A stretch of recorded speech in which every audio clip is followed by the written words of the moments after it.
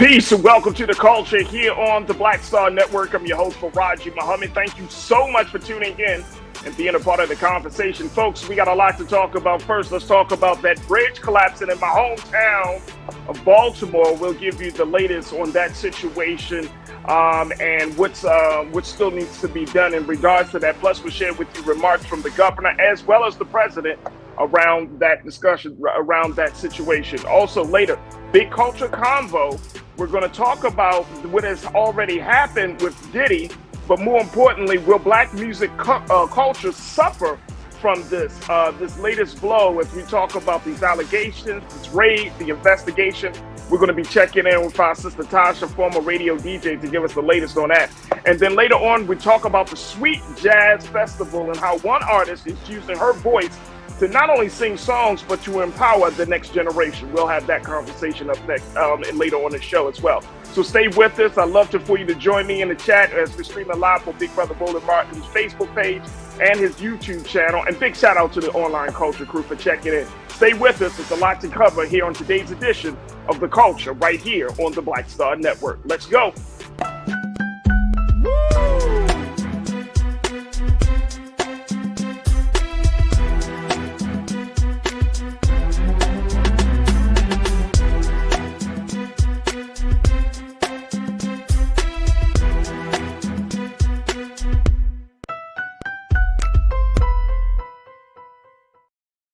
All right, folks, welcome to The Culture here on the Black Star Network. I'm your host, Farajii Muhammad. Thank you so much for tuning in and being a part of the conversation. Folks, we got a lot to cover, but let me just share with you that if you haven't had a chance, make sure you go to our website today at blackstarnetwork.com. Download the app for free on Black Star Network. Make sure you follow us on social media at Black Star Network. And we ask that you give a little something if you enjoy the content, if you appreciate what we're doing, taking black media, taking our stories to the next level, especially in the digital space, then please, we ask for your support. And we thank you for all of those who have already given, but more importantly, we thank all of those who are considering giving to Black Star Network. So again, your support makes a world of difference. You can go to our website today at blackstarnetwork.com. We're also streaming live right now on Amazon platforms. Make sure you do your due diligence and check us out there. We're streaming live on Amazon using your Fire TV. On Amazon Prime Video, you can find us there on the Prime Video app under Live TV, The News, or find us on Amazon.com under Prime Video, then Live TV, The News. We're also streaming on Freevee Network. You can find us there. So find us on now under News for Black Star Network, as well as Plex TV. You can find us there on Plex TV 24 hours a day, 7 days a week. Just search for Black Star Network, or find us on the Live TV, The News, and Opinion. There it is. There it is. All right, folks, let's talk about it. Big shout out to the online culture crew that's just gathering in the chat right now. We got so many of you that are just checking in, man, and we appreciate y'all, as always, for being a part of the conversation. And you could do the same, folks. Just join us right now on Big Brother Roland Martin's social media page. We're streaming live on his Facebook page. We're streaming live on his YouTube channel. And those are the spaces and the places where you can find the great online culture crew, where you could be a part of the conversation just as much as I'm a part of the conversation. We're having those discussions right now. So big shout out to the online culture crew. I see Ming, Lee, Natasha, Serge, Damon, Blissett, Pastor. Hope you had a great birthday yesterday, big brother. Brother Brian, Christian, Anastasia, Pageant. I see you. Pauline Hurt. I see you. You don't like my music. I see you. Who else we got here? Cindy D, Deidre Hall, Tiana. I see you. Ming, Lee, Natasha, Serge. I see you, Ming. Thank you for checking in as always. Lydia Brown. I see you. Thank you for checking in as always. Who else we got in the chat here? Karen, my sister Karen Connor. I see you. Shauna Marsh. Thank you so much as always. And folks, join us in the conversation. I'm looking forward to all of these folks having something to say as we have these discussions. First, let's talk a little bit about what's going on in the city of Baltimore, my hometown, as we saw a major bridge, the Francis Scott Key Bridge, folks. Those are the images right now as we speak. As you can see, there's a significant portion of the bridge that has fallen apart as a result of a ship that has hit one of the columns overnight. At approximately 1:30, 1:37 a.m. this morning, Eastern Standard Time, a ship ran into one of the columns, causing the bridge to collapse. Look at the photos here. And this was a situation that was totally unexpected, obviously, but more importantly, it's a situation where folks are just thanking God for not being on the bridge. And it was a blessing that this situation happened at a time where a lot of folks were traveling on the bridge. There are still about 6 people that are being searched for as we speak, but there has yet to be any casualties to this fall. But this was a major, major landmark of the state of Maryland. It is one of the main routes to get from northern Maryland to the southern Maryland, especially if you're traveling down to like the Ocean City area. And so this bridge was important, very, very important. I want to take a quick pause here. When we come back, I'd like to play some of the remarks from the Governor Westmore, as he speaks on it, as well as the president gave some remarks earlier today as well. So we're going to share those with you. So stay with us, folks. We still got a lot to cover in this first half of the culture here on the Black Star Network. We'll be right back.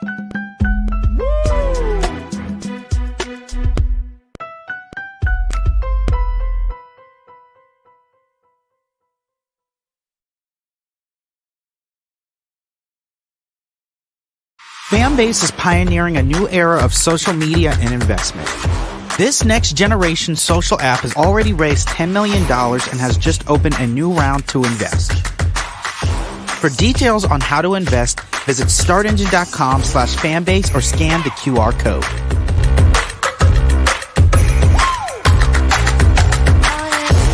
Another way we're giving you the freedom to be you without limits.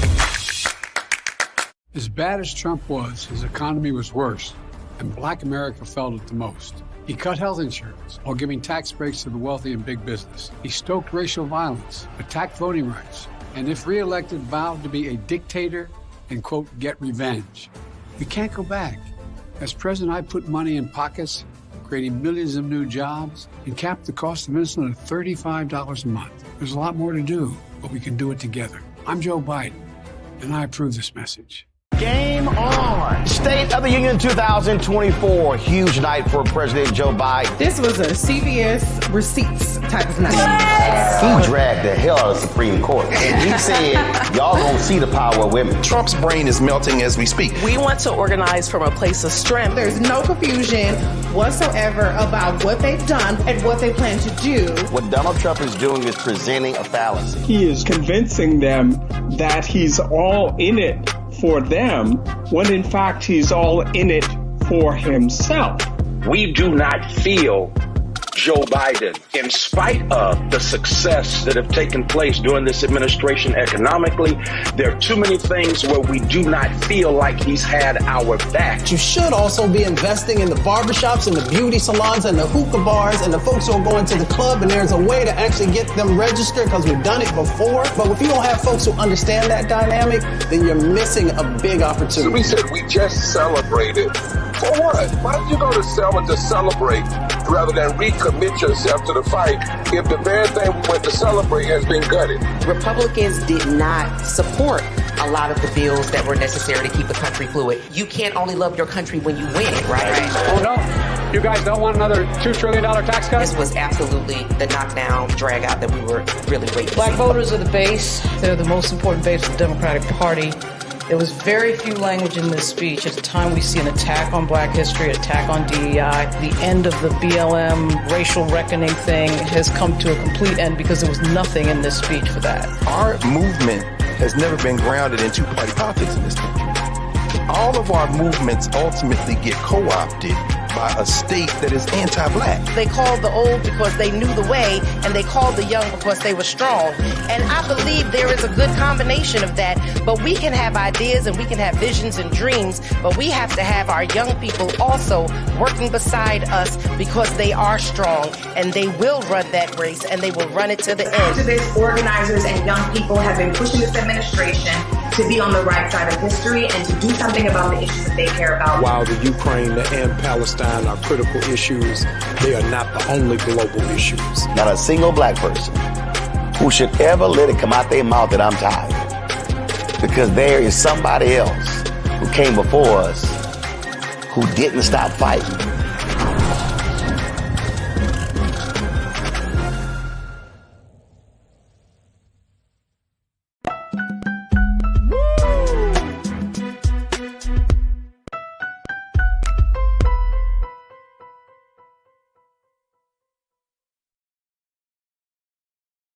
All right, folks, welcome back to the culture here on the Black Star Network. I'm your host, Farajii Muhammad. We're talking about the bridge collapse in the state of Maryland, in my hometown of Baltimore. And this was a bridge collapse that happened overnight. It was around 1:30 a.m. in the morning when a ship knocked into a column, causing a significant part of the bridge to fall apart. Take a look at that. Can you take me off the screen, please, Lee? Take a look at the damage that was done, folks. Right now, it has been estimated that about 80 billion with a B, the $80 billion worth of cargo may be put on hold as a result of this mistake, as a result of this accident. So a lot of cargo will not be traveling through the port of Baltimore anytime soon because of this damage. But this was a major, major accident. There were some reports that even said that there were some power outages on that particular ship that ran into the bridge. And so the folks are there, of course, there are a number of investigations that are taking place right now. However, the number of people that were involved, there were about 7 people that are initially involved. One has already been found, but there has been about 6 people that are still missing from the situation. The Army Corps of Engineers is in touch with Baltimore, according to the Pentagon, so they're on the scene as well. And they're trying to get a sense of what may have happened or what happened on that at that time. I want to play just a little bit of what the Governor Wes Moore, had said of the collapse of the 1.6 mile long 4-lane bridge. Let's listen to what Governor Moore had to say. First responders, I'm in awe of you. I'm in awe of your courage. I'm in awe of your strength. I'm in awe of everything you do for each and every one of us. You saw a crisis and you said, what can I do to help? And our response teams are doing everything in our power to rescue and recover the victims of this collapse, literally as we speak. People who, as we speak, are out there, are divers, are air assets. People who right now are working to save lives and are doing it because the state asked. And we will update the public as the work continues. To our partners inside and outside of government, I know this has been a long night. We started coordinating immediately after the Key Bridge collapse. We've been standing together every step of the way, from our county leadership, to our city leadership, to our state leadership, to our federal leadership. And I'm grateful to call each and every one of you not just colleagues, but I'm grateful to call you friends. And to the people of Baltimore, and each and every one of the 6.3 million Marylanders who call our state home, I recognize that many of us are hurting right now. I recognize that many of us are scared right now. And so I want to be very clear about where everything stands. We are still investigating what happened, but we are quickly gathering details. The preliminary investigation points to an accident. We haven't seen any credible evidence of a terrorist attack. Our administration is working closely with leaders from all levels of government and society to respond to this crisis, and not but just by addressing the immediate aftermath, but also by building a state that is more resilient and a state that's more safe. That is our pledge, and that's our commitment, and we're going to keep that commitment. And lastly, to the victims of this tragedy and their loved ones, all of our hearts are broken. We feel your loss. We're thinking of you, and we will always be thinking of you. We pray for the construction workers who are on the Key Bridge, and we pray for everyone who has been touched by this tragedy and their families and all of their loved ones. But Maryland, we will get through this, because that is the Maryland spirit, and that's what Maryland is made of. We are Maryland tough, and we are Baltimore strong. So in the face of heartbreak, we come together. we embrace one another, and we come back stronger. That's what we've always done. That's what we'll continue to do. And that's what we're going to get done together. And we're going to pray for Baltimore.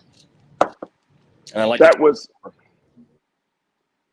was Governor Westmore giving his remarks about what happened over the night in regards to the collapse of the Francis Scott Key Bridge. Like I mentioned, it connects from northern Maryland to southern Maryland, one of the few routes that you can take to get to southern Maryland.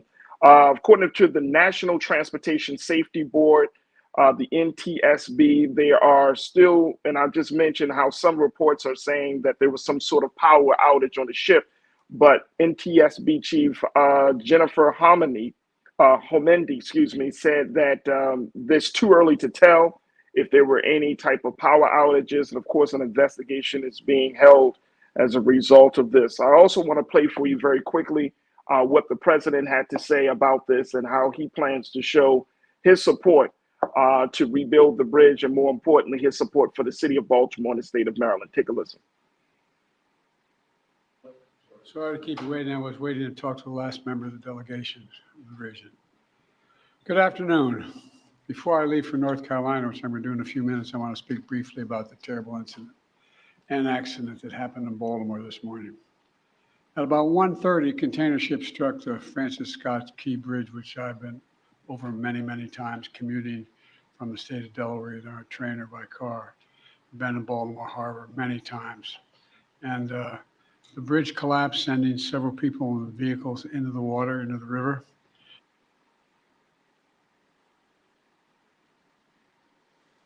And multiple U.S. Coast Guard units, which are stationed very nearby, thank God, were immediately deployed along with local emergency personnel. And the Coast Guard is leading the response to the port, where representatives from the Federal Highway Administration, the FBI, the Department of Transportation, the Army Corps of Engineers, as well as Maryland officials and Baltimore Police and Fire, are all working together to coordinate an emergency response. Officials at the scene estimate 8 people were unaccounted for were unaccounted for. That number might change. 2 have been rescued, 1 without injury, 1 in critical condition. And the search and rescue operation is continuing for all those remaining as we speak. I spoke with Governor Moore this morning, as well as the Mayor of Baltimore, the county executive, both United States senators and the congressman. And my Secretary of Transportation is on the scene. I told them we're going to send all the federal resources they need as we respond to this emergency. And I mean all the federal resources. And we're going to rebuild that port together. Everything so far indicates that this was a terrible accident. At this time, we have no other indication, no other reason to believe there's any intentional act here. Personnel on board the ship were able to alert the Maryland Department of Transportation that they had lost control of their vessel, as you all know and reported. As a result, local authorities were able to close the bridge to traffic before the bridge was struck, which undoubtedly saved lives. Our prayers are with everyone involved in this terrible accident and all the families, especially those waiting for the news of their loved one right now. I know every minute in that circumstance feels like a lifetime. You just don't know. It's just terrible. We're incredibly grateful for the brave rescuers who immediately rushed to the scene, and to the people of Baltimore who want to say, we're with you. We're going to stay with you as long as it takes. And like the governor said, you're Maryland tough, you're Baltimore strong, and we're going to get through this together. And I promise we're not leaving. Here's what's happening now. The search and rescue operation is our top priority. Ship traffic in the Port of Baltimore has been suspended until further notice, and we'll need to clear that channel before the ship traffic can resume. The Army Corps of Engineers is on the spot and is going to help lead this effort to clear the channel. The Port of Baltimore is one of the nation's largest shipping hubs, and I've been there a number of times as a senator and as a vice president. It handles a record amount of cargo last year. It's also the top port in America for both imports and exports of automobiles and light trucks. Around 850,000 vehicles go through that port every single year, and we're going to get it up and running again as soon as possible. 15,000 jobs depend on that port, and we're going to do everything we can to protect those jobs and help those workers. The bridge is also critical for travel, not just for Baltimore, but for the Northeast Corridor. Over 30,000 vehicles cross the Francis Scott Key Bridge on a daily basis. It's virtually, it's one of the most important elements for the economy in the Northeast and the quality of life. My transportation secretary is there now. As I told Governor Moore, I've directed my team to move heaven and earth to reopen the port and rebuild the bridge as soon as humanly possible. And we're going to work hand in hand with the support of Maryland to support Maryland whatever they ask for. We're going to work with our partners in Congress to make sure the state gets the support it needs. It's my intention that the federal government will pay for the entire cost of reconstructing that bridge. And I expect the Congress to support my effort. This is going to take some time. The people of Baltimore can count on us, though, to stick with them at every step of the way until the port is reopened and the bridge is rebuilt. You know, we're not leaving until this job gets done. Not leaving until then. So I just want to say God bless everybody who everyone harmed this morning and their families. And may God bless the first responders, many of whom risking their lives. And the reason I'm not going to take a lot of questions, there's remaining issues that are open that we got to determine what's going to happen in terms of the rescue mission. That was President Joe Biden giving his remarks on the bridge collapse earlier this morning. As you can hear from the president, a lot of traffic, 30,000 motorists travel over that bridge every day. And it is a major port for the country, especially on the East Coast. So there's a lot of work that has to be done. Cargo will be, as he said, suspended as a result of this tragedy and this accident. There are a number of different agencies that are on scene right now, including the Army Corps of Engineers, the National Transportation Safety Board, and many other agencies that are on a scene right now trying to figure out what happened. And more importantly, the city of Baltimore and the state of Maryland is looking forward to rebuilding the bridge, this significant route for a lot of Marylanders and folks outside of the state of Maryland. So we will certainly keep our eyes open, keep you up to date on everything that's been happening. And one of the things that I wanted to point out is the fact that according to the search and rescue efforts, the main priority from the STSB, which is the National Transportation Safety Board, they have mentioned that even though there are these numbers that are coming out, we just reported about 6 people. The priority for them has been on the people that there are at least 6 people that are still unaccounted for, but there may be more, there may be less. It's still being determined. So everything is still open investigation. And of course, we'll do our part here on the Black Star Network, here on the Culture, and we'll Unfiltered in other spaces here on the network to keep you up to date. We got to take a quick pause. When we come forward, let's shift gears. Let's talk about the latest that has happened in the developments of the case of Diddy. His house was raided yesterday. We saw some footage of him walking in an anxious manner. And there's a whole lot of conversation about the fate of not only Diddy, but the impact that it will have on Black music culture. So we're going to talk a little bit about that up next. Stay with us. It's The Culture here on the Black Star Network.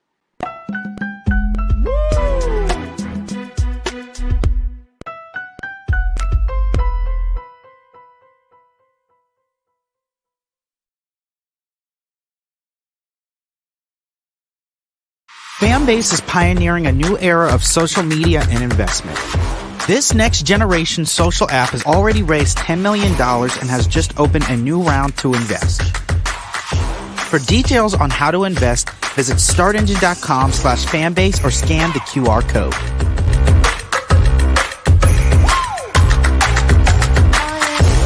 Another way we're giving you the freedom to be you without limits. As bad as Trump was, his economy was worse, and Black America felt it the most. He cut health insurance while giving tax breaks to the wealthy and big business. As president, I put money in pockets and capped the cost of insulin at $35 a month. There's a lot more to do, but we can do it together. I need you to scream for your new beginning. 5, 4, 3, 2.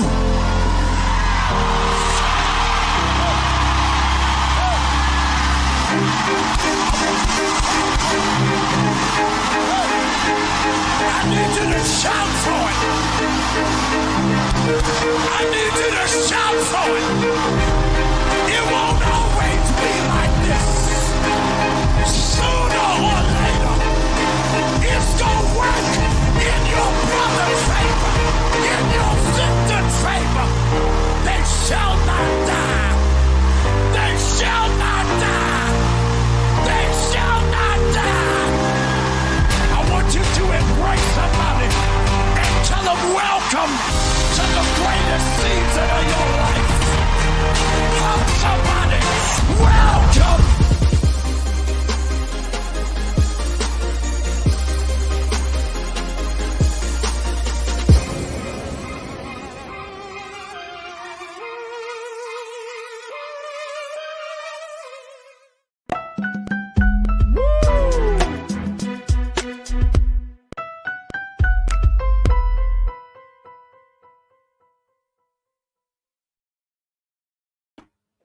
All right, folks, welcome back to The Culture here on the Black Star Network. I'm your host, Farajii Muhammad. Thank you so much for tuning in and being a part of the conversation. All right, folks, let's shift gears a little bit for our big culture convo.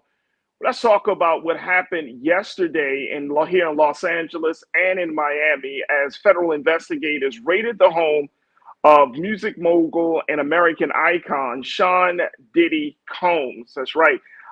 His home was raided here in Los Angeles in the neighborhood of Holmby Hills. And his two sons, Justin and Kristen, were in the home at the time that the raid took place. And the authorities took those two individuals in handcuffs. And then his home was also raided in Miami. Two residences that he has on a secluded part of the city was raided as a result of their investigation of his involvement in a criminal enterprise of a sex trafficking organization. These charges are serious, to say the least. And this is all stemming from two lawsuits, one from his former lover, Cassie, who talked about her personal experience of being with the music mogul for over 10 years and some of the trauma that the alleged trauma that she had encountered and experienced while with him.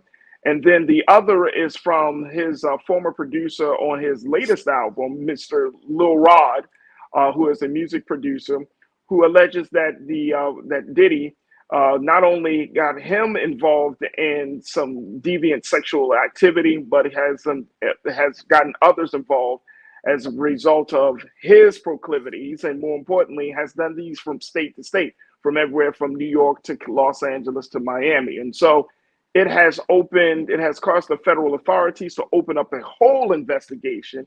And we're looking at this situation, not just talking about the raid, but talking more about the cultural impact of this as we look at one of the greatest influencers of Black music over the past 30 years going down the way it's all going down. So joining me right now is my sister Tasha Love, who is a former radio DJ. She's been part of the music community and industry for many, many years, and we're happy to have her join me today. Tasha, thank you so much for joining me once again. How are you feeling this afternoon? I feel great. Anytime I get the opportunity to talk to you, Farajii, I'm on 10. So thank you. Oh, that's awesome. That's awesome. Well, I appreciate that. Well, you came up in my head, and then we had to make it happen because I was like, if anybody knows some stuff, it's Tasha Love. Listen, and she was for those who don't know, Tasha's been doing radio work and she's been doing media and music work for many, many years in some of the major markets such as Atlanta and other places. And she has a lot of relationships with folks within the music community. First and foremost, Tasha, seeing these images that we have seen, social media has exploded. Like when I got off the show yesterday, right? And I'm just, scrolling. Then all of a sudden, I'm seeing an NBC News exclusive. And then I'm seeing ABC News. And then next thing you know, it's all on the Shade Room. And it's on the Jasmine brand and all these places. And the next thing you know, I'm thinking to myself, like, oh, this is serious. Oh, this is very serious. And before we begin, I just want to send my thoughts and prayers out to the community and the people of Baltimore as we move into this story here. This was devastating to me. And I have to be honest with you. Yeah, like you said, I've been doing radio and I've been doing media for so many years, over 20 years. I'll just say that. But you came into my mind. You and Olivia popped in the culture, of course, because I want to hear from our networks, right? We hear from ABC, NBC, CBS, when things get on 10, but I need the real story, right? So I immediately went to you. I went to Roland. Roland was live because I needed to get our news from our culture, our network. So, you know, this is just like you said, this is deafening for our industry, the music culture. And I say that because there's three things I never thought I would see in my lifetime. That's President Barack Obama, a Black man as president. There is Facts. The pandemic. I never thought that Facts. I would experience that. And in my musical career, in my lifetime, and being a part of the hip hop community, I never saw the downfall of Bad Boy Records, P. Diddy. Never saw it coming. You could have never told me that. Can I throw another one? This is so off topic.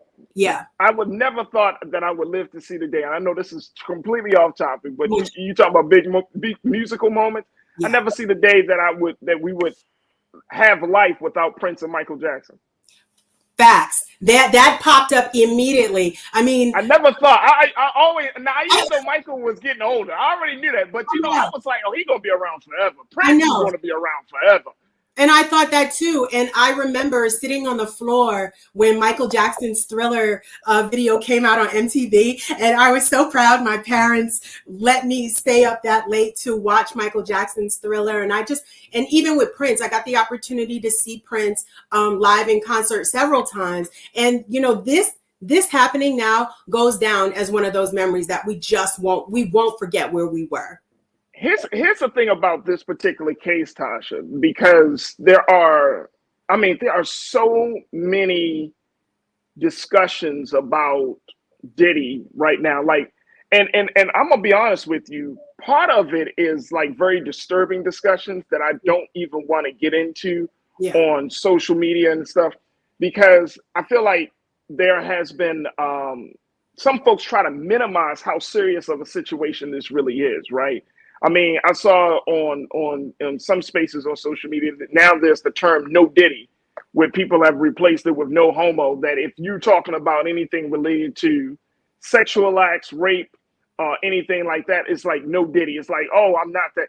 But even to put that into the cultural vernacular, where we're using this situation as a punchline versus using this situation as an opportunity for us to reflect and to think and to learn and to say, what can the culture of Black music, what can a culture of our talent do differently, so that way we don't become a punchline of our own demise. Yeah, and that's what I'm saying. What's your take on that?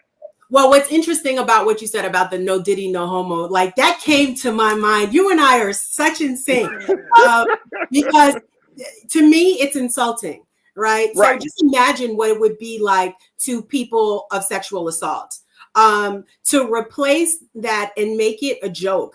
We've seen the memes. I've seen the memes. I've gotten the memes. I've talked about the memes. But this is serious. What's going on right now with Diddy and Homeland Security is very serious. And we should all wonder what's coming down the pipeline. Now, going back to your question about what can we do, we really have to create these safe spaces. And I think that I think more conversations need to be had.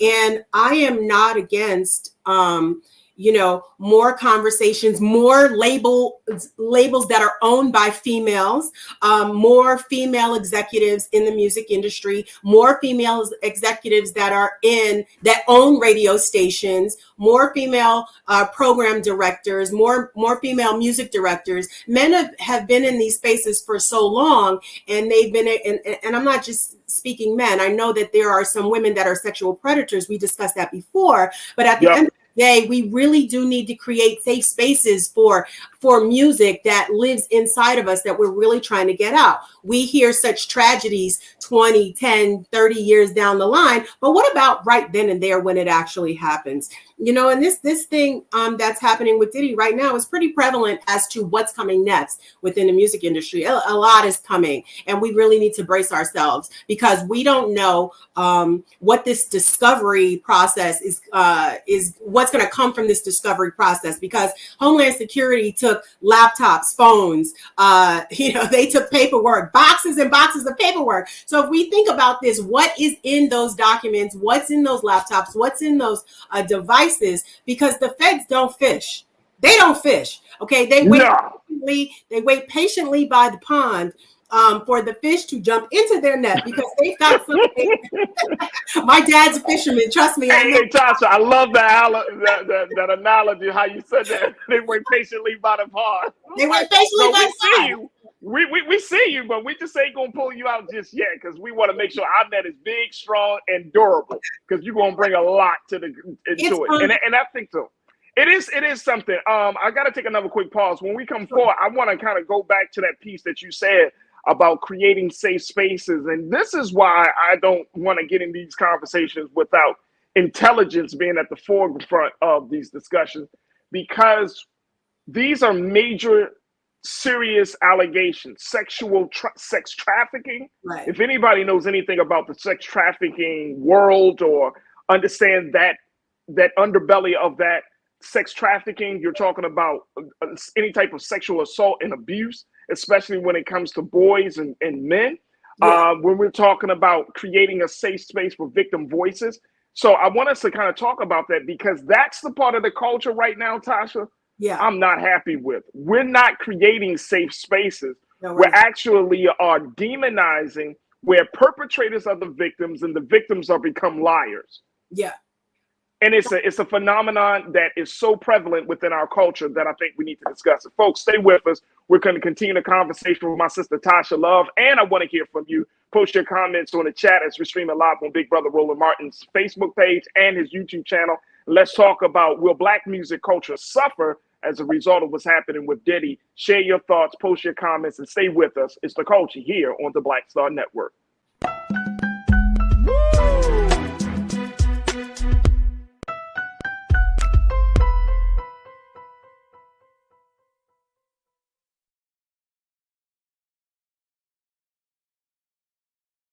Fanbase is pioneering a new era of social media and investment. This next generation social app has already raised $10 million and has just opened a new round to invest. For details on how to invest, visit startengine.com/fanbase or scan the QR code.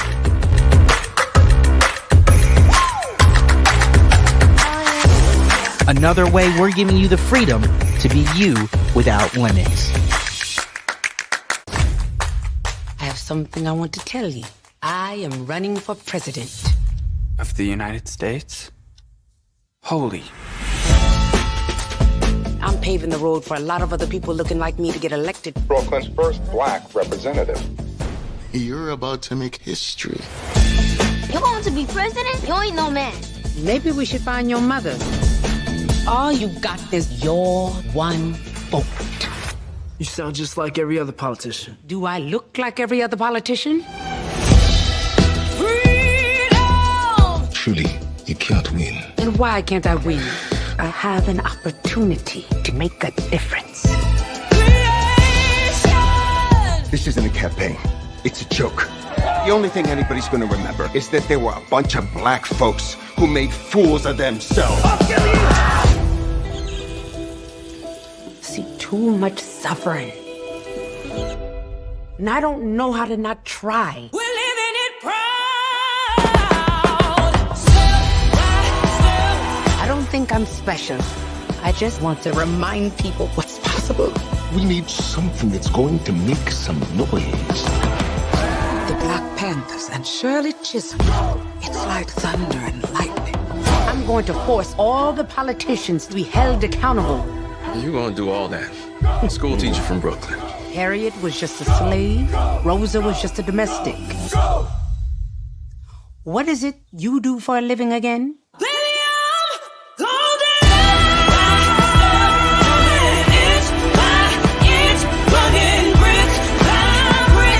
The people of America are watching us.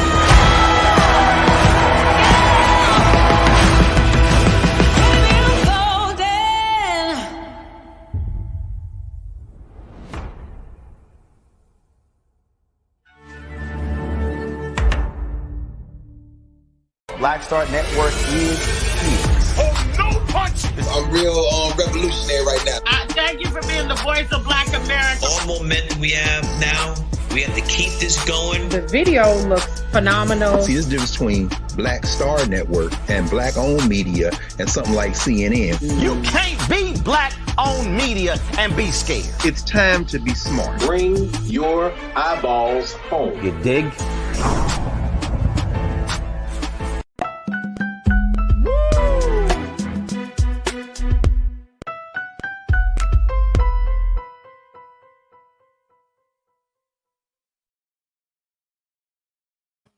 All right, folks, welcome back to The Culture here on the Black Star Network. I'm your host, Farajii Muhammad. We have been talking about the latest situation, the latest developments with Sean Diddy Combs, as we kind of piece out how this will impact Black music culture and so much more. I'm joined by my sister, Tasha Love, who is a former radio DJ. She's one of the key voices within the music community, Black music community. She's joining us live from Atlanta, Georgia.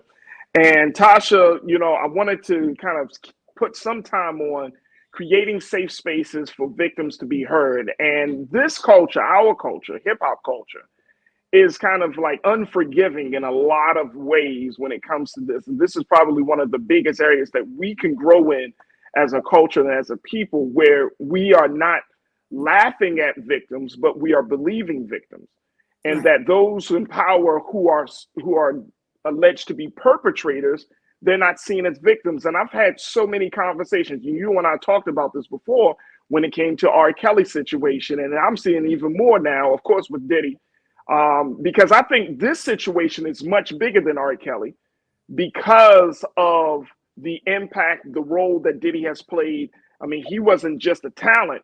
He was making careers. He was building careers. He was an architect of music, of Black music, for so many years. But even more so than that, it's just the fact that we still have a problem believing the victims. And some of us go as far as to say, oh, well, she shouldn't have been there at night, or he shouldn't have did that. And we blame, we victim blame. And it does not bode well when you're talking about a culture that really, as much as the quote unquote Me Too culture or any type of movement that calls for accountability to take place, it hasn't truly hit the hip hop community the way it did. Do you think this is going to change those conversations, that it will essentially change how we talk about victimhood, especially when it comes to allegations of this nature? Well, I think that's a great question. Unfortunately, I just can't answer that because this is bigger than me. It's bigger than you. And it is bigger than the hip hop community. As much as I would want to say, yes, there's going to be safe spaces and, open dialogue. Is it really? Because then at the end of the day, isn't it going to affect the bottom line of the music industry? And isn't the music industry just about selling records and getting, awards and accolades and, all those things? Take a look around. This is my career on the wall, and I busted my butt to get it. And, and thankfully I had a lot of help along the way. I had one great program director who was on my team, who believed in me, who promoted me. And then I had another one who was not so kind to me, constantly reminded me that I was a female, constantly reminded I wasn't good enough, despite hundreds of artists asking for me by name, asking what my opinion is on their music, as much as I want to say, and then made and constantly put me in my place. And to the point where everything that I thought I knew, I questioned everything. And now we have to question whether or not the up and coming artists believe in themselves. What was Cassie's mind frame when she was going through what she alleges against Diddy? What was the female producer going through when she was writing for Cassie? She now has a lawsuit. Lisa has a lawsuit. Joy has a lawsuit. Little Rod has a lawsuit. we're constantly reminded by people of power where our place is. So what do we need to do to get to that place of power so that way we don't feel incompetent in the positions that we earned, that we work for? So do I hope that the music industry will change? Absolutely. I think Queen Latifah said it best when she said ladies first. However, we also know Malcolm X quote that the most unprotected female in the world is the black one, most disrespected. So, it's not just women that are being now sexually assaulted allegedly, but it's also now men. And so are we only listening now because it's a man? Are we only having these discussions because little Rod brought this to the forefront after Cassie filed her 30 million? Well, after she filed her suit and then got 30 million the next day. I mean, as it was settled, what are we really saying here? What are we really, how far deep does this go? I think that's the big question. And then what will happen in the future? But what I can tell you, based upon a previous conversation on our first discussion, our last discussion, remember when I said this, Farajii? I said, I bet we won't get another Bad Boy album. And I'm standing on that. Now let me say this. From Diddy's side. Now, if Christian and Justin want to come out and rebuild the label, that's a whole nother thing. I give it at least 10, 15, 20 years down the line. But now is not the appropriate time. I think now what we need to do is we can form all these coalitions, right? I can go, let's say tomorrow I go and I create a female music coalition. There's also NABFEM, which is the National Association of Black Female Executives in Music. Which I was a part of, by Johnny Walker. But at the same time, where are these safe spaces for females? Like, excuse me, but not just for females, but for men. How about we just be decent human beings? Come on. I mean, look. I mean, that's Tasha. Look. Here's one of the things, because as much as I'm talking about the victimhood, here's the other part about it. We have to get out of our minds that just because you may see somebody on TV or you may listen to their music or you go to the movies and see their face, right? That means that they are inherently good people. Yeah. They are morally sound people, right? Like, because for a long time, we say that, and we see it on award shows and everything. When a person gets an award, they stand in front of all the people. They stand in front of America and say, "I'm blessed." I'm essentially saying, "I've been anointed to be in this position." Yeah. And as a result of that, because of this, and I know this might sound far-fetched to some, but I'm gonna bring it home. Capitalism, when you look at wealth, capitalism will make you feel like, oh, because you're wealthy, you're a better human being. When in fact, that's not the case. That is not the case. Just because you're wealthy doesn't mean that your character is better, or your morality is better, or that your heart is bigger. That's not the case. Capitalism will make you, oh, he got more money, they're blessed, therefore they're anointed, and if you're poor, that you have the worst character. I want us to push back on that, because that's not true. Not true. And we can go down the line of great men and women within our history, within Black history, that are superb human beings, but they were not the richest. They were not the most prestigious. They were not the most liked. So I think that's part of the culture, right? That if you see somebody and they say, "Oh man, God bless me," well, are you sure it's God blessing you, or is this somebody else giving you something? You know what I'm saying? Because I mean, last time I heard, the devil can also offer a little something. Hello. Well, listen. If we take what you said, right, and we put this back in the fishing analogy, isn't what we see in the videos, like Suge Knight said, all up in the music videos, isn't all of this really a net? Isn't it really the net that attracts the young females, the male groupies, the female groupies, people in general, the hangers on. They want to be a part of that. So when we're talking about capitalism, we're talking about the billion-dollar music industry and how interesting and how exciting and how illuminating it is to people, because we want to get to that level to where we're known, to where we're number one on social media, to where if we say jump, somebody will say, how high do you want me to jump? Or what can I go and get you? At the bottom line, it still falls back to what our morals are, right? What am I willing to do to sell out myself? And do I have somebody behind me? I got a team of people, my parents, my best girlfriends. I've got family behind me that are watching me. And not only that, Farajii, it goes back to what you and I talked about. We got 10-year-old boys. Yep. What is my son? My son constantly says, well, mommy, can we talk about what you did? No, not yet, son. I need you to be a child as much as possible. And I'm sure that your son feels the same way, Oh, no. Yeah. We don't have certain conversations right now. And it really is about protecting the culture. It is about protecting the culture of music. It is about the integrity of music and bringing it back to the talent. And, for so long, everything's been so sexy. It's been so sexy. Like sexy's been that word. R. Kelly was sexy. Diddy is sexy. Cassie's sexy. We really need to get back to where the talent is. And I think that that's what's missing. I think the safe spaces are missing. I really do hope something comes from that. But who's going to lead that charge? And how deep are we willing to go with that? And who's built for it? Because you got to be built for it. You have to be built to take on that fight. And I think, and you don't like my music, you posted something I really like. You say Black people aren't immune from the corruption of power and wealth. Yes. Yeah. Yes. You don't like my music, you're saying it right on. Black people aren't immune from the corruption of power and wealth. I came across a piece earlier this morning, Tasha, and preparing for the show. They were talking about the close relationship of Diddy with Clive Davis, the music mogul and legend, who has founded individuals. He was the one that discovered Whitney Houston and many other Black artists.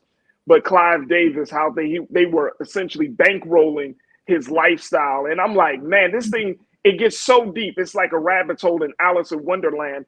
It gets so deep because you start to see the other side of people, right? And look, and I don't put it past anyone, especially if you're making that much money, you have this much power and influence. What's to say that you would not, participate in some sort of illegal or deviant behavior? I mean, we act as if that's completely out of touch, but because, like you said, Tasha, we have good marketing people, you got good people that make you look good on social media and all of that. We emotionally attach ourselves to individuals and say, you know what? No, that's a good person. They would never do that. When in reality, we don't know. We don't know. But if you got the means and the resources and certainly the time and the space, anything can happen. I'm not putting it past anyone. Right. That said, especially in the music industry. Yeah. Well, you have to also keep in mind that other people are put in place to go and cast that wide net, right? So you have people that may not know what's happening. Hey, go get that girl's number. Okay, you go and get the girl's number. You thinking everything is cool. You know what I mean? You don't know what the real meaning is behind that. So while we have all these marketing people, we have music executives, they may not necessarily know the evil that is happening in that said artist's home. But I do appreciate what you said as it relates to the relationship between Clive Davis and Diddy. Listen, what really I'm waiting for Farajii, and me and you will have conversation, Olivia will have conversation, but I want to know what's going to come up in Discovery. I want to know what else is coming, because we have to look. This could possibly be a learned behavior based upon these allegations. Okay, so what was he exposed to? Because remember, at one time, he was the man, like he was the grind. That's the person you wanted to get your mixtapes to. That's the space that you wanted to be in. So if this is true, where did it come from? What was learned?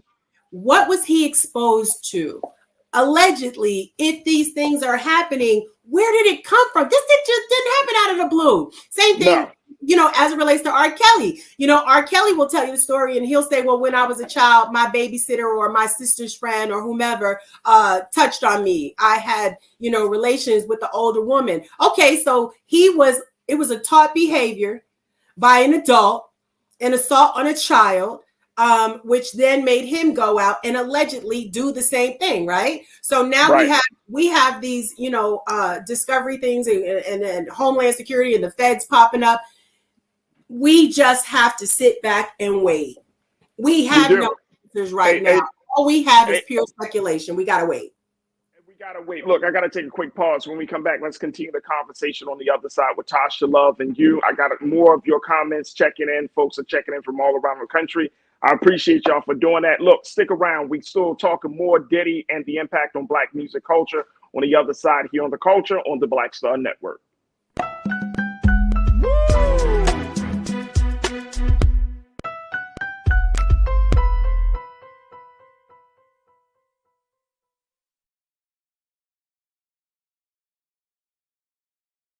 Fanbase is pioneering a new era of social media and investment. This next generation social app has already raised $10 million and has just opened a new round to invest. For details on how to invest, visit startengine.com/fanbase or scan the QR code.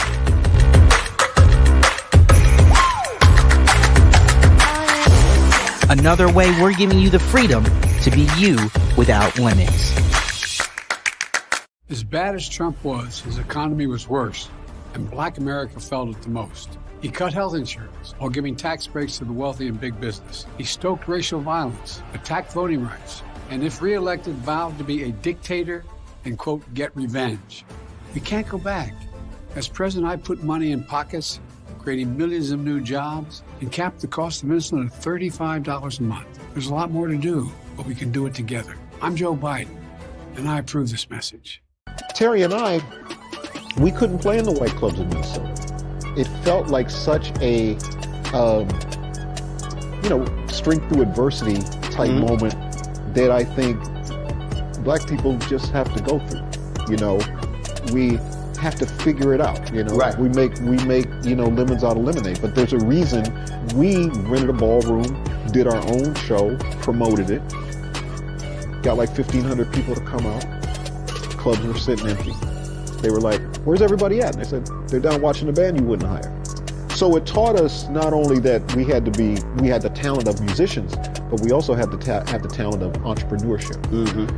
It wasn't like a seat at the table. It's like, no, let's build the table. That's right. We got to build the table. And, that's right. And that was the thing. And of course, after that, we got all kinds of offers. Of course. Right, to come play in the clubs. But we didn't do it. We said, like, no, we good. No, we're good.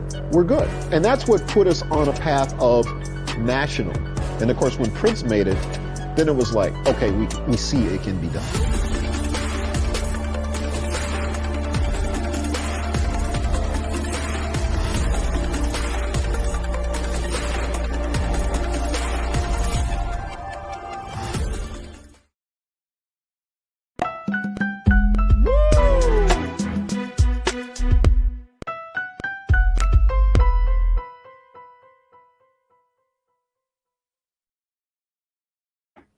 All right, folks, welcome back to The Culture here on the Black Star Network. I'm your host, Farajii Muhammad. I'm joined by my sister, Tasha Love, as we talk about the latest developments in this whole Diddy case. His home was raided, and it was also announced to Tasha that his alleged drug mule, this is crazy, man. Like, the story keeps getting crazy and crazier. His alleged drug mule was also arrested yesterday, and this is a gentleman who claimed that he moved some drugs. It was found that this gentleman named Brendan Paul, he was taken into custody by Miami-Dade police on Monday afternoon at Opelika Airport around 4:30 p.m. Eastern time. The police were in Miami were working alongside Homeland Security agents when they made the arrest of Mr. Paul, who is an alleged accused mule that was moving some sort of weight, some sort of drugs on the behalf of Diddy. Listen. Rolling Stone, this is what Rolling Stone reported. But he was recently named in a lawsuit filed by the music producer Lil Rod or Rodney Jones against Combs, in which he said that Brendan Paul was being used by Combs as a mule, allegedly acquiring and distributing Mr. Combs' drugs and guns. A person close to the situation confirmed to Rolling Stone that Paul's mugshot was the same man named in Jones's complaint. What? Listen, this is the first time I'm hearing about this, Farajii, which is why I love this show, because I'm not going to get this information anywhere else. But you know what? Listen, I am not certain who this person is. I have speculation based upon what I've seen online from unofficial bloggers, unofficial media, and I can only speculate as to your homeboy got something to make you feel nice. You know, I don't know. I don't know what he carries. I don't know who he is. This is my first time hearing this, so I really can't speak to this. But no, I don't expect it. I'm just telling you, and I just only bring it up because it's crazy. It goes to show you it's how far-reaching the situation has gotten.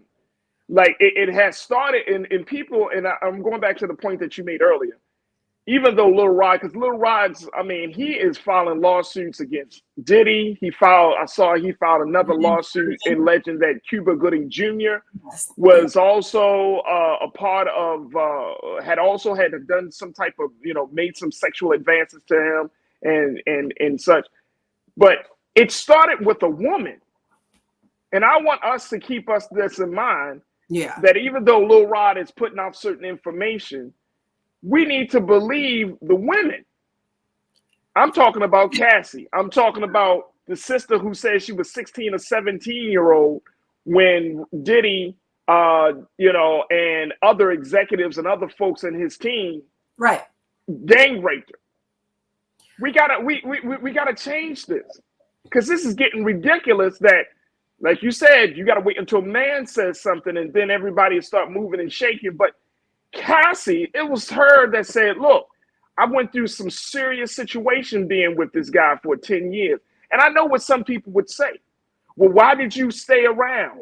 And see, that gets into a very, very slippery slope of blaming the victim, because we don't know the type of influence and emotional trauma and power that women go through. And I'm going to say that women go through, and some men who are involved in abusive relationships where mentally you don't even have the will to think outside of that, of your trauma, outside of your pain.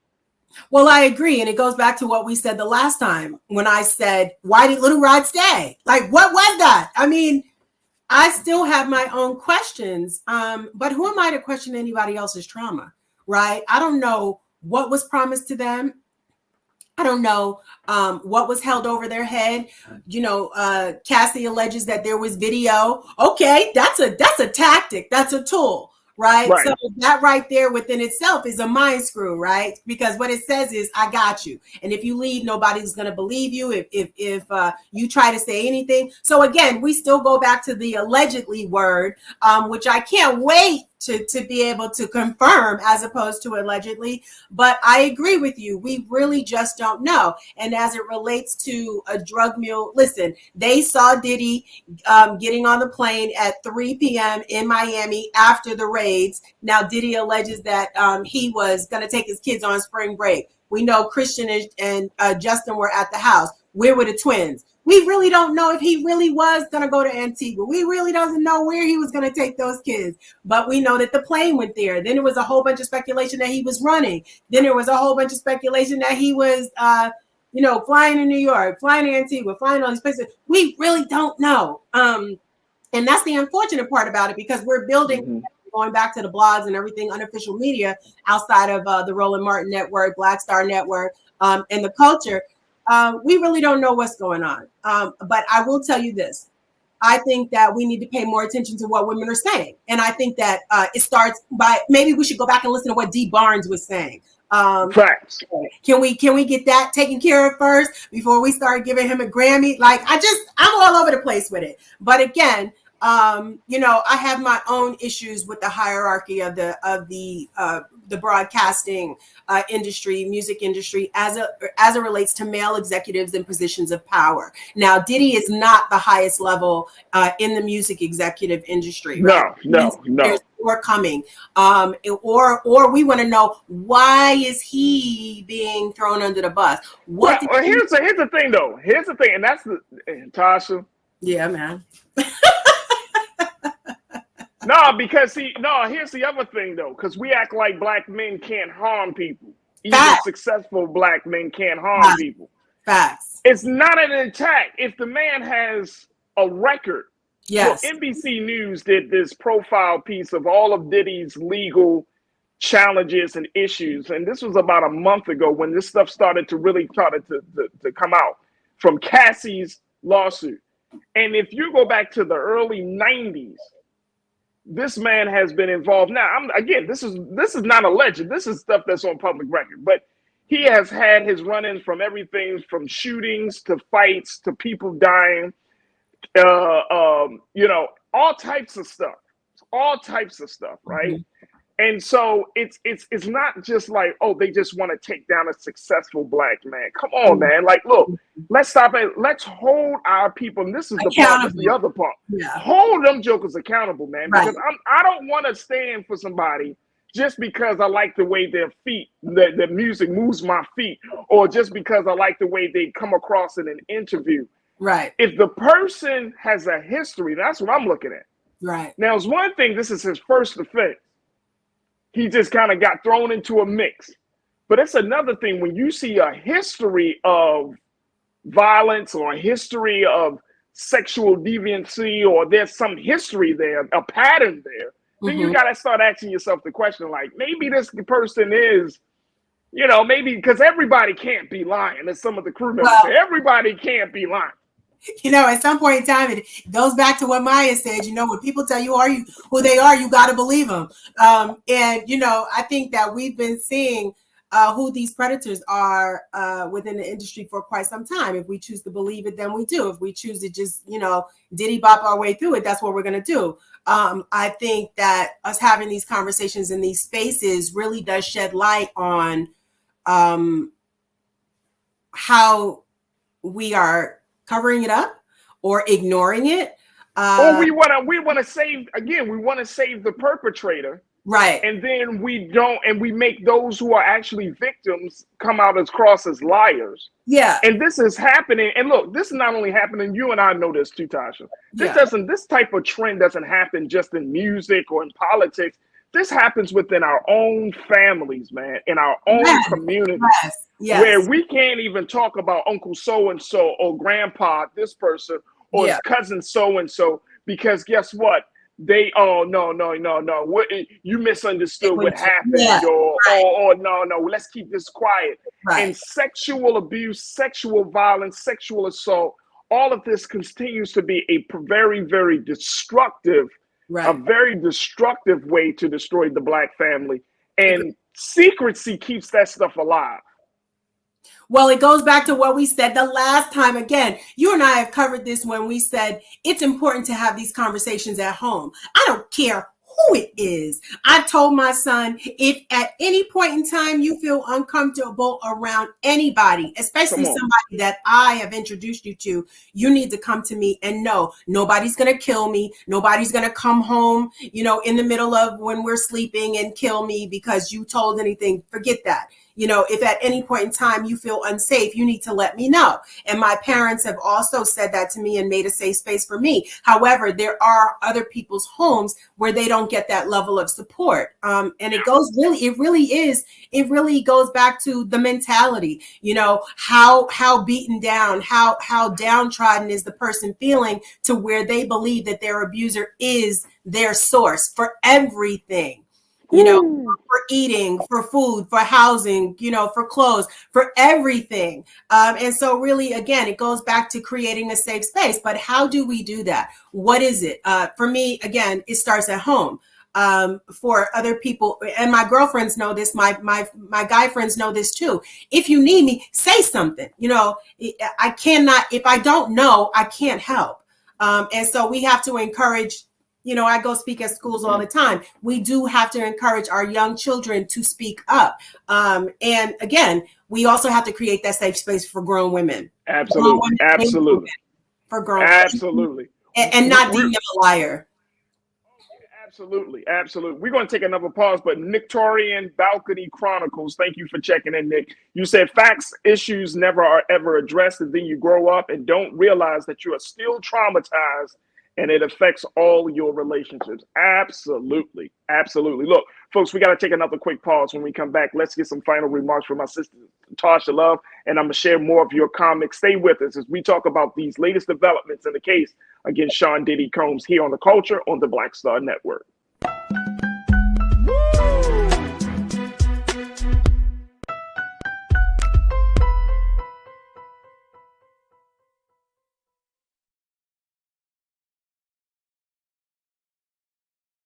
Fanbase is pioneering a new era of social media and investment.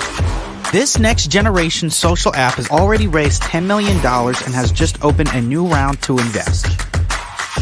For details on how to invest, visit startengine.com/fanbase or scan the QR code.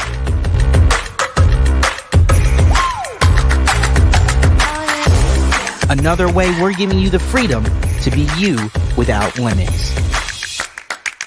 As bad as Trump was, his economy was worse, and Black America felt it the most. He cut health insurance while giving tax breaks to the wealthy and big business. As president, I put money in pockets and capped the cost of insulin at $35 a month. There's a lot more to do, but we can do it together. When you talk about blackness and what happens in black culture, we're about covering these things that matter to us, speaking to our issues and concerns. This is a genuine people-powered movement. There's a lot of stuff that we're not getting. You get it, and you spread the word. We wish to plead our own cause. Too long have others spoken for us. We cannot tell our own story if we can't pay for it. This is about covering us. Invest in black-owned media. Your dollars matter. We don't have to keep asking them to cover our stuff. So please support us in what we do, folks. We want to hit 2,000 people, $50 this month, raise $100,000. We're behind 100,000, so we want to hit that. Y'all money makes this possible. Checks and money orders go to P.O. Box 57196, Washington, D.C. 20037-0196. The Cash App is $RM Unfiltered. PayPal is R Martin Unfiltered.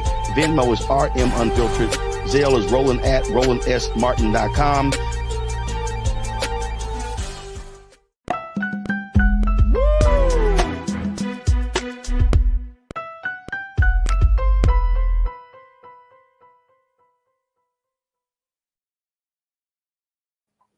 All right, folks, welcome back to The Culture here on the Black Star Network. I'm your host, Farajii Muhammad, joined by my sister, Tasha Love, who has been a part of the Black music community for many, many years as a former DJ. She was also a VJ, as well as just working behind the scenes to help to create the culture that we have come to know and love so much. And I'm so happy to have my sister joining me as we've been talking about these latest developments and some of these big conversations around the situation with Sean Diddy Combs. His home was raided in Miami and here in Los Angeles, and now he's on the run, right? That's what some people are saying, Tasha. Like, I don't know how to really. It's kind of weird because I'm reading all these different reports. I don't know whether he's running or he's just been held, and there's so many. And again, there's still a lot of unanswered questions about his whereabouts, about how he's moving, and all of that has happened over these past 24 hours. But this is a very, very serious situation. And my only hope is that we can have some nuanced conversations within the culture about everything from sexual activity, sexual assault, to victimhood, to talking about the role of the importance of having Black executives and understanding and respecting young Black artists and independent artists. Like, there's so many things that come from this because of Diddy's influence over these past 30 years. And it's very sad. Like, we're hearing all these details, but I want it to be clear to our watchers today that we got to look at the facts for what they are. Right. Tasha said it, and I'm going to say it to the end of this year. See things as they are, not what you hope and wish for them to be. Facts. And if this, even though these are some serious allegations, now the feds are not going to bust into your house off of a hunch. No, they're not. And not only serious. that, but what we also can't do though is we can't assume that this is related to Little Rod, right? Because the feds don't move on our timeline. They have their own timeline. They have their own timeline. And this has been going on for quite some time. But guess what? We're not in the loop. You know, they know what they're searching for. They know what they're looking for. And then as it relates to your question about where Diddy is, I don't know. I don't know. But what I will say is that there have been no criminal charges against him. So quite honestly, he could go to and fro wherever he wants to go. The last time that we've seen him, thanks to another industry entertainment magazine, they have footage of him and their topic was their headline was, "We got Diddy pacing back and forth in front of the airport." And I watched the video and I was like, he just seems like he's on the phone. I walk around when I'm on the phone, and he look. I don't know though, Tasha, because he looked quite like. Well, I was going to say, wait, now, what I was going to say is, now he looked like he was on the phone, but it looked like it was a very intense conversation. And you could kind of hear the conversation, but this is after your children have been detained. Your children were sitting in handcuffs. Quite honestly, I'm a New Yorker, I talk with my hands. I would be flailing my arms, having serious expressions of anger. But I don't know where he is. You know, the last speculation is that he's in Miami. I personally would not have gone to Antigua, where his plane is, and my children have been detained in LA. Me, I would be on a flight going to LA to go comfort my children. And I want to also point out that that's, you know, we still have to go back to what Christian's mom, Misa, when all this dropped out, first thing she said was, "Not my son." So you can't tell me that mom didn't get on a plane and go to LA to go find her son, or tell him pack a bag and come home. So we really don't, you know, we really don't know where he is. All we know is that there's a much bigger issue, which means I'll be back. To talk to you some more about it, but yeah, I think maybe this opens the door for a deeper conversation, for a better organization to come forth that will protect victims. And I agree. Do you think that we will see, now, and of course 50 Cent, who has been trolling and has been really he's been kind of leading the charge against, making sure that this stuff is coming up. I saw that he was trolling Jay-Z and saying, "Hey, oh, Jay-Z is involved. Where's Jay-Z?" And now it's like it's getting to be this other thing. How do we kind of bounce back from this? Because you and I know, we work in this industry. A lot of people, regardless of hearing these stories, may hear, they might read the lawsuits. These people still want to be a part of the industry. People come out to Los Angeles, to Hollywood to become big superstars. Atlanta now, right? Atlanta is huge now. I have a lot of my friends that have moved from Baltimore to Atlanta now. I'm the very few that moved to Los Angeles, right? They're like, "Boy, you need to come down to Atlanta." And I'm like, "Look, I love LA, so I'm good." But my thing is, at this point, do you think that pipeline, and more importantly, that motivation is going to end? That people are going to, especially parents, right? Parents of young girls or younger women, parents of these young guys who are trying to get into the music industry. How does all of this play out? I mean, yeah, we know about a Harvey Weinstein. We know about all of those things. But this is Black culture here, right here. Diddy represents Black culture. He represented the quote unquote the best of Black culture when he did great things. And now he's representing some of the underbelly of Black culture, and as it relates to power and wealth and corruption. So how do we make sure that the pipeline doesn't continue to kind of feed this type of machine of abuse that we are seeing right now? You can't. It's all ego. But I'm going to speak to the 3 points that you made. The first one about Jay-Z. Listen, my favorite Jay-Z album is Reasonable Doubt. No question. Down. So you know, if we take a look at the way these album titles are going, it's kind of forthtelling. So I don't know what the plans are in the pipeline as it relates to other artists. Now, when we start to talk about, you know, what do we see coming out of all of this in the music industry? Well, there was a movie, Who Got the Juice, you know. Right. Tupac got killed, somebody else got the juice. And you have to understand, when you knock off the biggest peg, there's room now for somebody else to come through. You know? And do they do it the same way? Do they follow the same formula? What were they taught?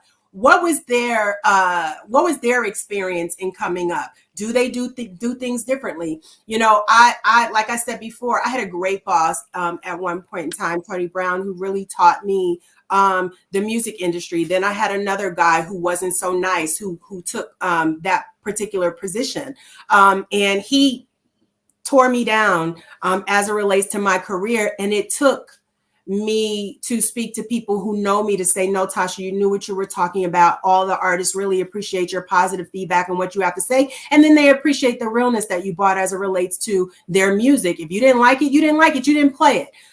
But we have to understand who the teachers are in this game. And we have to hold those teachers accountable. That's right. Because all of this is a learned behavior. It is like having a good boss versus having a bad boss. A bad boss is not a leader. A good boss is a leader. He's the one rolling up his sleeve and getting in the trenches. So, you know. So here's the thing, though. Here's my only thing to that. And I know we got to take another quick pause. Yeah. Here's my only thing to that, right? And I got to bring you back on. Don't worry, Tasha. I'll bring you back on, right? But here's my only thing, because when people hear that, they say, oh, it's a learned behavior, therefore he should not be held as accountable. He should not feel the consequence. No, and I know you're not saying that. I'm just making a point that at the end of the day, just like if we talk about R. Kelly, any of men who have gotten into abusing children, abusing men, abusing women, at the end of the day, these are grown ass men who know the difference between right and wrong. That's all it comes down to. Now, if they were abused, if they were taught this how to abuse, at the end of the day, they still have the ability to determine right from wrong. Correct. And I believe in castration. So let me say that. Okay. That's another conversation, Tom. Right. But if it were your son or if it were my son, I get it. No, trust me. Trust me. Look. I don't go easy on this. I don't give a damn about your status. I damn sure don't care about what's in your bank account. Right. You see what I'm saying? Like, at the end of the day, you can tell me, like, man, I went through a rough childhood. Yeah, pick a number, bro. Right. And that is not an excuse for you to behave this way. Matter of fact, hey, Tasha, that should be the first motivating factor to make you not do it. That's right. It should be the catalyst for you to get help, seek therapy. There are a ton of resources out here that we know of that will help. You know, we just have to create that listening space in order to make it possible. There it is. My sister Tasha Love. Tasha, how can people find you and keep up with the work that you're doing? Well, you can find me on the X platform, formerly known as Twitter, under Tasha Dime Peace. Peace is with a PC, Tasha Dime Peace Love. And you can also find me on Instagram under Tasha Love Style. But most importantly, you can find me here with you, Farajii. Hey, look, it's already done. You coming back on. Tasha Love, my sister, checking in as we talk about Diddy. And of course, we'll continue to have her on as more developments around this case comes out. But Tasha, thank you so much for your time, and thank you for being so good for the culture. I truly appreciate you. Absolutely. All right, folks, we got to take a quick pause. When we come forward, let's talk about the Sweet Jazz Festival and how one singer is using her voice to not just to entertain, but also to empower the next generation. Stay with us. That conversation is up next here on The Culture on the Black Star Network.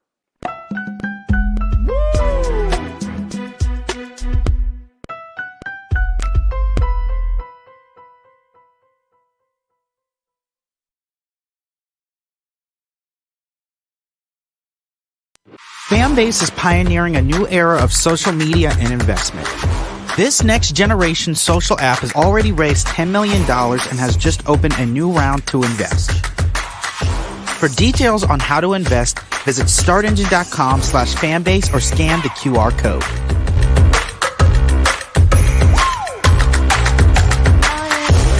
Another way we're giving you the freedom to be you without limits.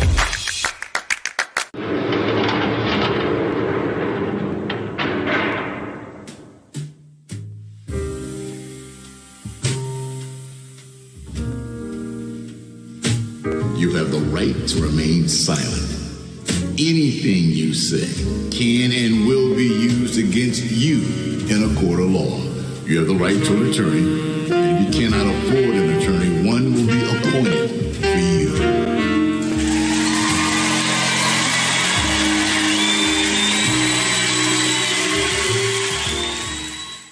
When you talk about blackness and what happens in black culture, we're about covering these things that matter to us, speaking to our issues and concerns. This is a genuine people-powered movement. There's a lot of stuff that we're not getting. You get it, and you spread the word. We wish to plead our own cause. Too long have others spoken for us. We cannot tell our own story if we can't pay for it. This is about covering us. Invest in black-owned media. Your dollars matter.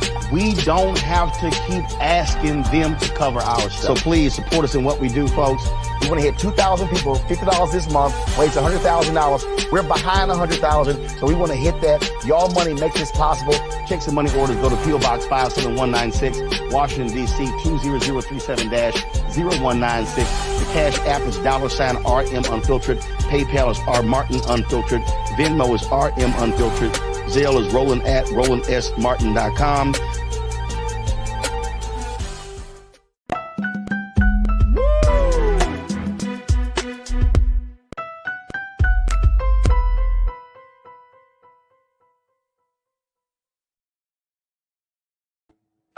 All right, folks, welcome back to The Culture here on the Black Star Network. I'm your host, Farajii Muhammad. Thank you so much for tuning in.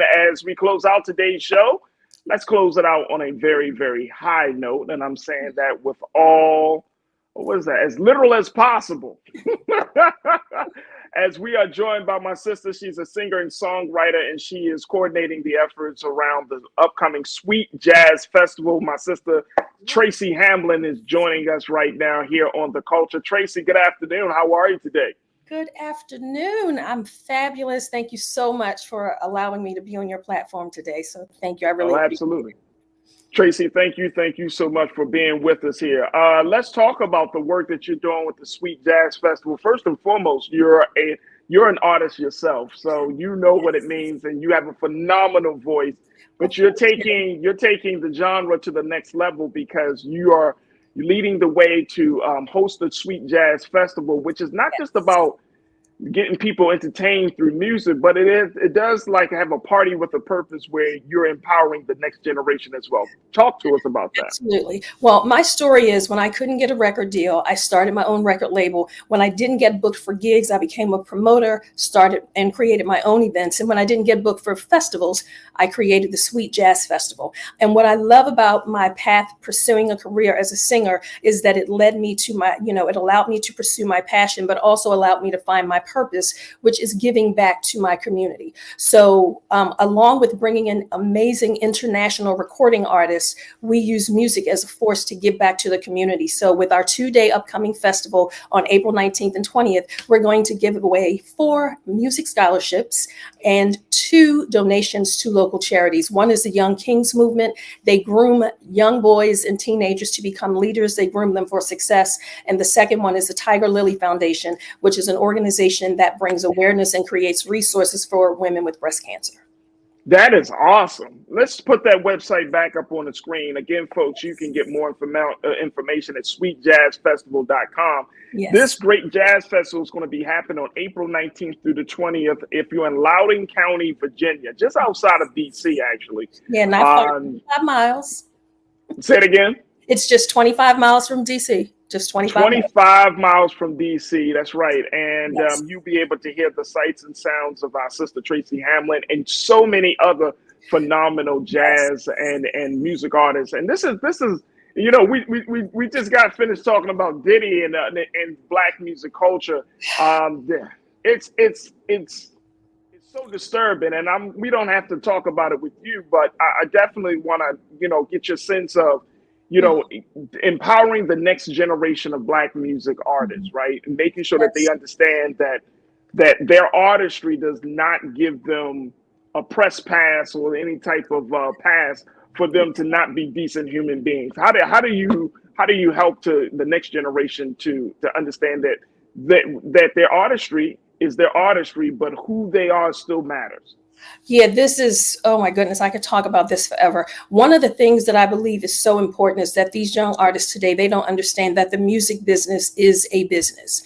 And for me, pursuing a career as a singer, when I tell you it saved my life, it changed my life. But I think it's important for people not to look for the easy way out, and they have to understand it's time for them to roll their sleeves up. And in this day and time with the internet, it's so much easier for you to be able to basically create your own path, because that is what I have done. I mean, I performed in 58 countries. I have 7 albums all on my own label, and I created my path so that nobody can hold anything over my head or dictate to me how I do things.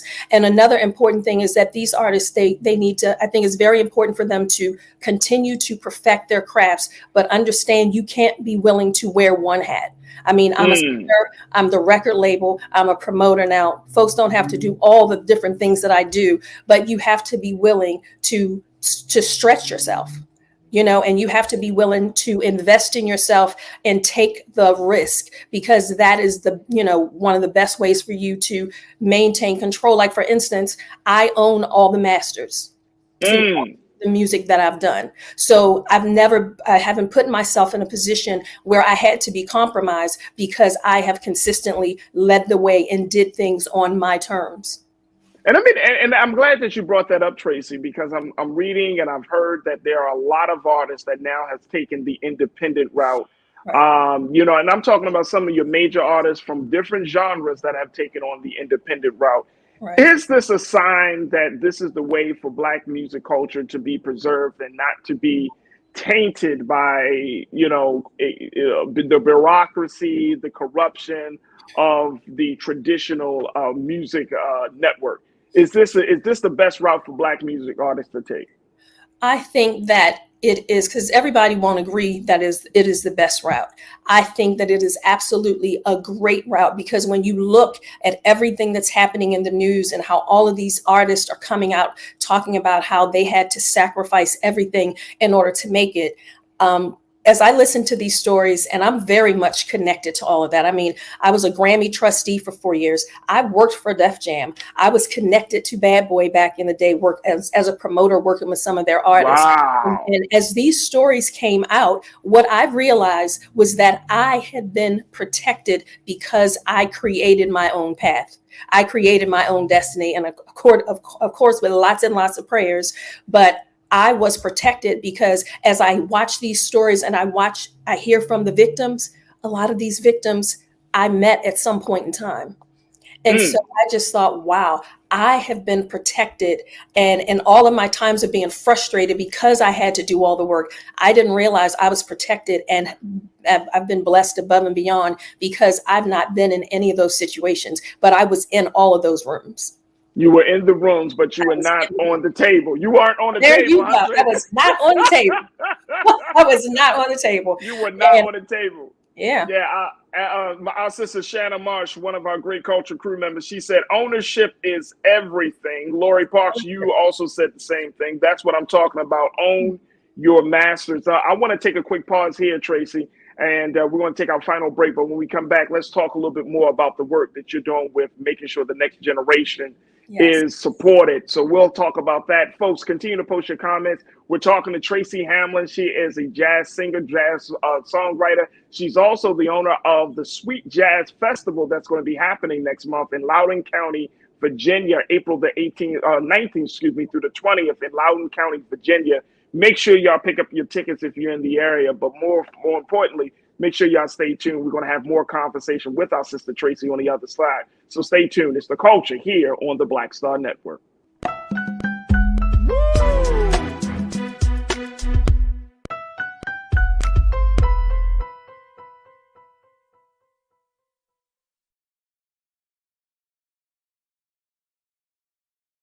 Fanbase is pioneering a new era of social media and investment.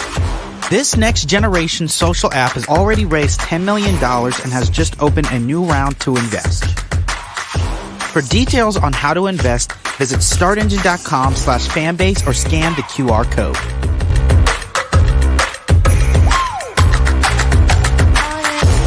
Another way we're giving you the freedom to be you without limits. Black Star Network is here. Oh, no punch! I'm real revolutionary right now. Thank you for being the voice of Black America. All momentum we have now, we have to keep this going. The video looks phenomenal. See, there's a difference between Black Star Network and black-owned media and something like CNN. You can't be black-owned media and be scared. It's time to be smart. Bring your eyeballs home. You dig?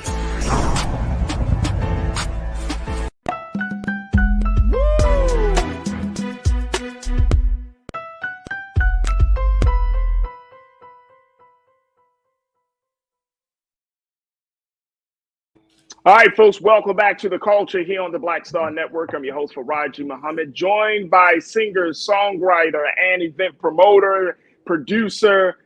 She's a person that has done some great work in the music industry, our sister Tracy Hamlin. And she is a native of my hometown of Baltimore.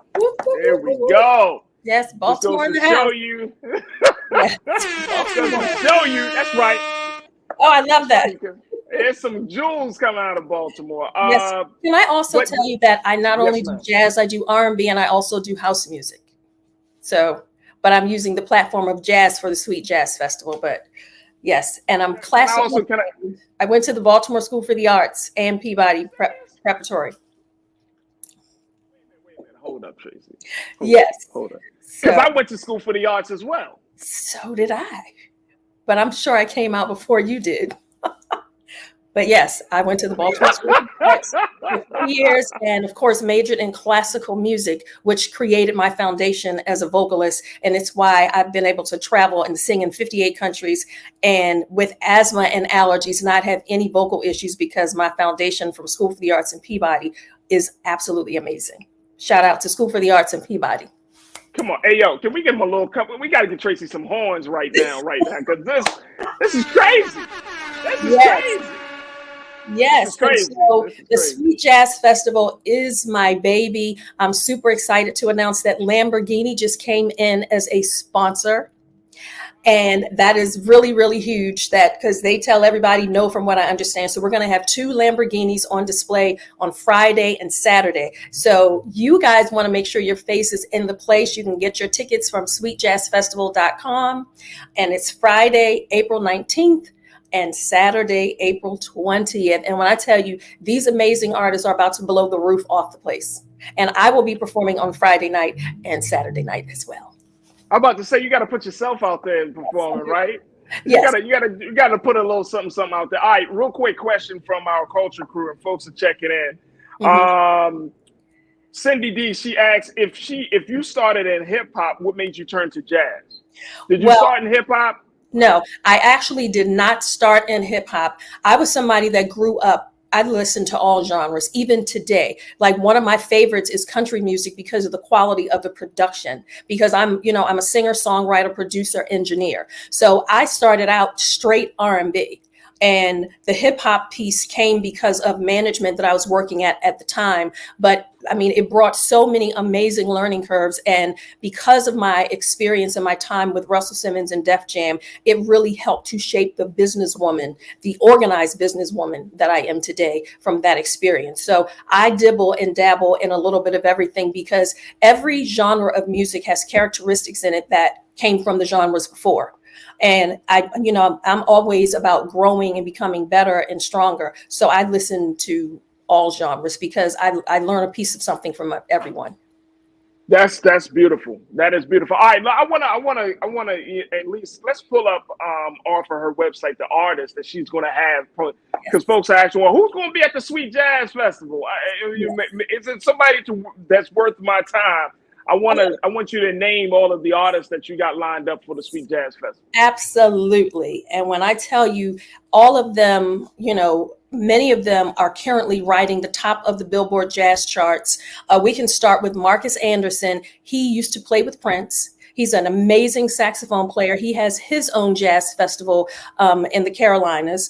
Jeff Bradshaw, who is our headliner on Friday night, he played with Jill Scott for many, many years, and he currently tours with Patti LaBelle. And how many trombone players besides Trombone Shorty do you know can sustain a solo career? So I just went to see Jeff in Philadelphia 2 weeks ago, and his show was absolutely amazing. We have Alton McClain, who is the widow of Skip Scarborough. Skip Scarborough wrote Lovely Day, Can't Hide Love, Don't Ask My Neighbors, Giving You the Best That I Got. And she does a tribute to him in her show. She also is the lead singer from a group called Destiny from back in the day, and her big hit was called It Must Be Love. So we're mixing a little bit of the young with the old. We have Karen Briggs, who's a violinist. She toured the world with Yanni for years, and Diana Ross fired her string section and hired Karen. When I tell you, Karen, when she performs, because I've done a lot of events with her, she gets a standing ovation after every single song. Yeah, another artist from the area is Art Sherrard. He has a huge following in the DMV area, and he's going to be the house band for Friday night, but he also has a set as well. We have Adam Hawley and Julian Vaughn. They have been riding the top of the Billboard Jazz charts. As a matter of fact, somebody called me 2 weeks ago and said they were listening to Watercolors Radio, and it was artist after artist from Sweet Jazz lineup. So that made me feel like, wow, I really did a great job of choosing these particular artists. So I'm super excited. They're all full of energy. So it's not going to by any means be a boring jazz concert. These artists are all about engaging their audience. They're super talented, and their music is absolutely energetic and full of quality and substance. Come on. When was the decision, or how was the decision came to say, okay, not only are we going to provide this fantastic jazz show over the weekend, but we're also going to donate the proceeds to these two organizations? How did that come about, and how serious or how important is that for you as the founder of Sweet Jazz Festival? Oh, let me tell you, they go hand in hand. And again, when I decided that I wanted to pursue a career in singing, I quickly learned that my purpose was to use this platform to give back, because like I said before, music saved my life. Music changed my life. Had I not had music, I would have become a product of my environment. And at 10 years old, I was absolutely headed down the wrong path. So I thought, what a great way for me to, even if I can just save one life. And since we started in 2018, we have given 12 scholarships, and we've given donations to 8 charities. And wow. And they're all benefiting. And so my goal is to sustain the festival so that we can give even more, because I watched the amazing benefits from these scholarship recipients. So the scholarship recipients, they also perform at the festival on the stage with these international artists. And we have representatives from each organization so that they tell a little bit about their organization, and they all receive the check. So when I say partial proceeds support the scholarships and the organizations, they receive their checks in front of you at the event. It's not after the fact. There it is right there. So you're going to have these young scholars, these young up-and-coming artists to be performing on the same stage as these veteran artists. The same. Man, that's amazing. Folks. Yeah. My sister Tracy Hamlin, she's doing it real big. Thank you owner of the so much. Sweet Jazz Festival. Make sure y'all, if y'all in Virginia, you're in Loudoun County.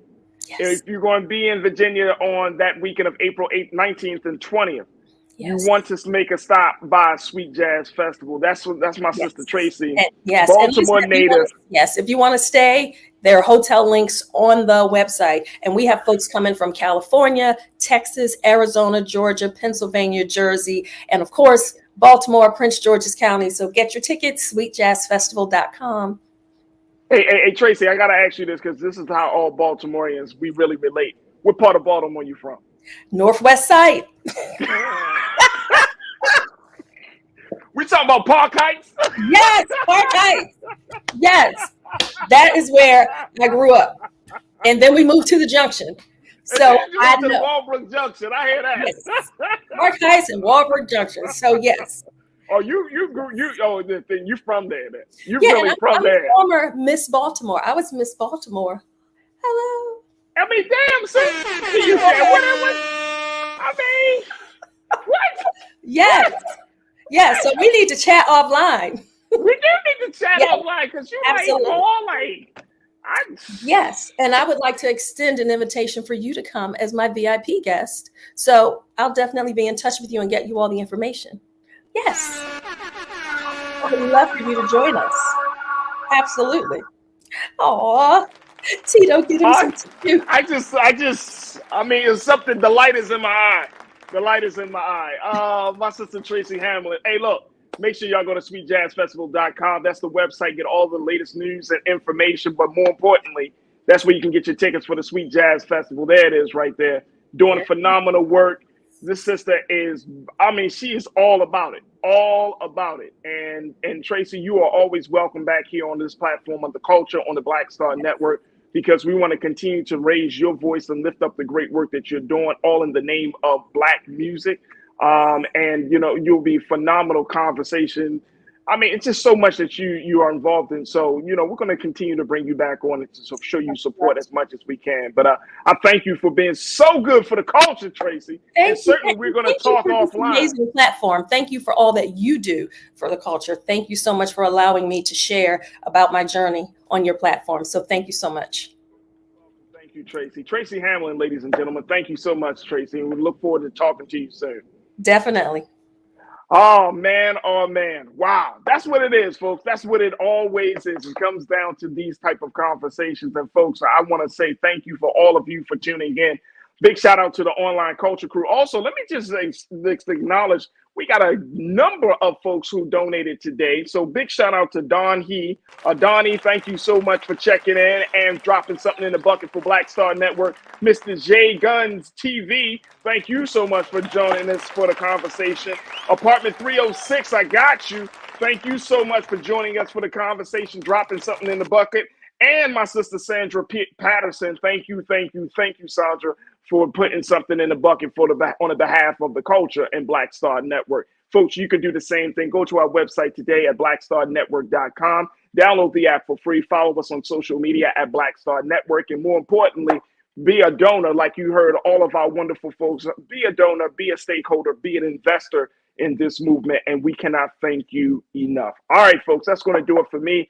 But I hope you enjoyed the show. Big shout out also to my sister Tasha Love for joining us in the conversation. Tomorrow, we're going to check in with my big sister, Suzette Speaks. You're going to talking about a whole bunch of good stuff. So make sure y'all tune in for tomorrow. Up next, 6 p.m. Eastern Standard Time, Roland Martin Unfiltered. As always, never be afraid to challenge what's wrong. Stand for what's right while being yourself in the process. God willing, we will talk tomorrow for another exciting edition of The Culture right here, only here, exclusively here on the Black Star Network. Have a great afternoon and evening. Peace.